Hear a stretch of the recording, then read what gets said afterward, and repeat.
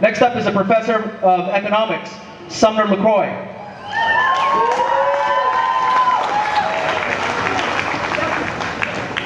You know, economics is often known as the dismal science. Okay, we're often here to give bad news. I'm not going to give you bad news today, but that's often my job. Oftentimes when I go out among people in the state and they ask me, where's the future sources of economic growth going to come from? Where are the industries that are going to produce our future growth? They ask me, is it going to come from tourism? And I have to say, probably not. Is it going to come from diversified agriculture? Probably not. Is it going to come from an increased military presence? And I say, hopefully not, and probably not. And then people say, do you have any positive story that you can give about economic growth here in the state? And I tell them one thing. There's one really positive success story, and that is that Manoa has been an engine of economic growth. Okay.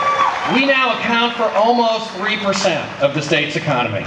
Okay. The spending that comes in here, Manoa does a great job with the monies that it gets. It gets every year about $300 million from the state. And that's leveraged then into about another $900 million worth of spending.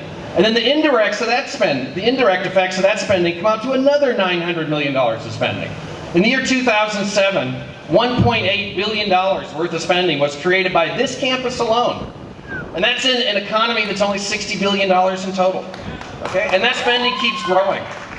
When we get $1 of spending from the state, a University of Hawaii Economic Research Organization report tells us that we do a better job of leveraging that dollar than any other institution in the UH system and any other institution in the state. For every dollar that comes in here, we create almost $4.50 of additional spending.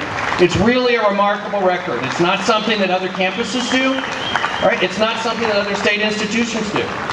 We need to remember here, too, the tremendous research enterprise that has been built up here. This is one of only 13 universities that's a land grant university. It's a space grant university. It's a sea grant university. We're in the top 30.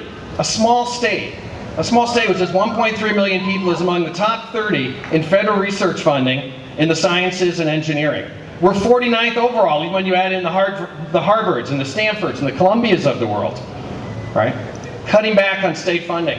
We're just talking about tearing down much of the accomplishments that have been built up here over the last 30 years. And there's lots of problems here. It's an underfunded university. I'm not trying to mask over any of the problems that are here. There's substantial problems. But we also need to remember a simple, straightforward line, and that is that this campus has been an engine of economic growth. And cutting back on the funding for this campus is just contributing to the economic crisis. It's something that shouldn't be done, and it's something that we should fight. Thank you. Thank you, Sumner. David Stannard has a short public service announcement.